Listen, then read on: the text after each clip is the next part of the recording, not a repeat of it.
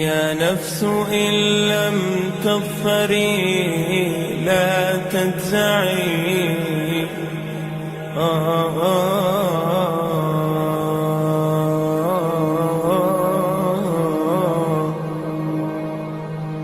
يا نفس إن لم تظفري لا تجزعي وإلى موائد جود مولا.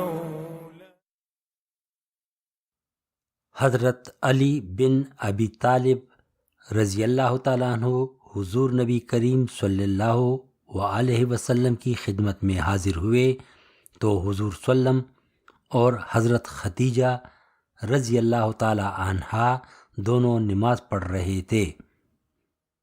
تو حضرت علی نے پوچھا، اے محمد یہ کیا ہے؟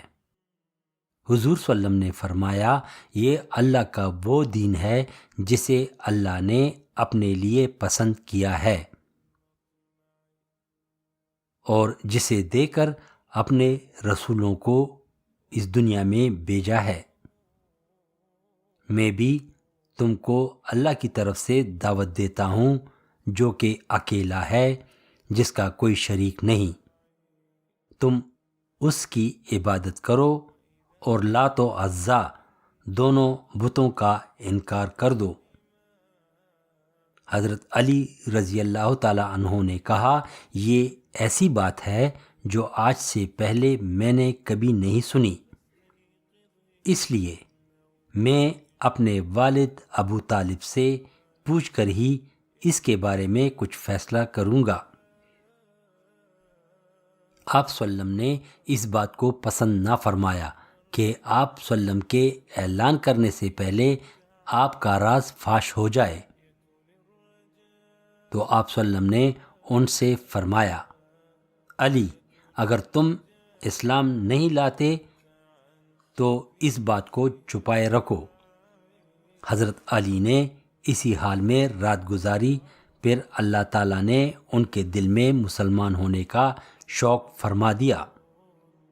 اگلے روز صبح ہوتے ہی حضور صلی اللہ علیہ وسلم کی خدمت میں حاضر ہوئے اور عرض کیا، کل میرے سامنے آپ نے کیا بات پیش فرمائی تھی؟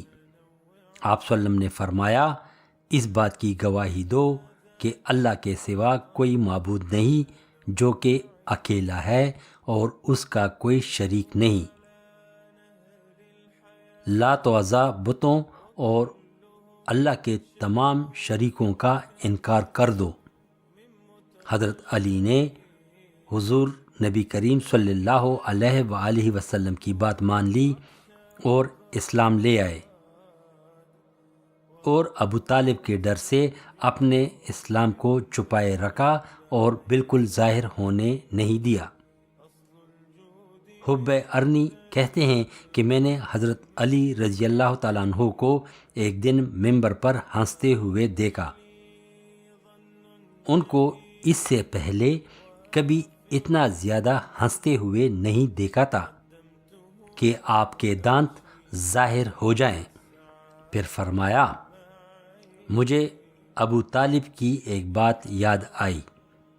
ایک روز ابو طالب ہمارے پاس آئے اور میں بطن نخلا میں حضور نبی کریم صلی اللہ علیہ وآلہ وسلم کے ساتھ نماز پڑھ رہا تھا. تو انہوں نے کہا، تم دونوں کیا کر رہے ہو؟ حضور صلی اللہ علیہ وسلم نے ان کو اسلام کی دعوت دی تو انہوں نے کہا، تم دونوں جو کچھ کر رہے ہو اس میں کوئی حرج نہیں، اور سجدے کی طرف اشارہ کرتے ہوئے کہا، لیکن یہ نہیں ہو سکتا کہ میرا سر سجدے میں جھک جائے، یعنی میں سجدہ نہیں کر سکتا. یہ کہہ کر حضرت علی اپنے والد کی اس بات پر تعجب کرتے ہوئے ہنسے. پھر فرمایا، اے اللہ، میرے علم کے مطابق آپ کے نبی صلی اللہ علیہ وآلہ وسلم کے سوا اس امت میں کسی بندے نے मेरे से पहले आपकी इबादत नहीं की।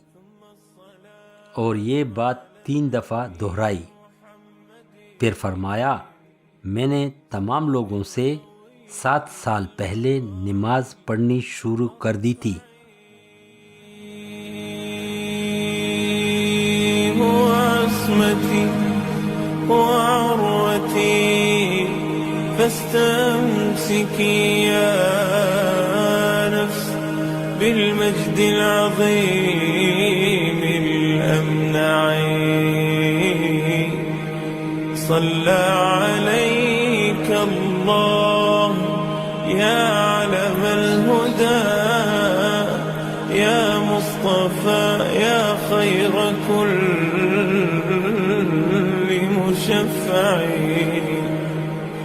اللهم صل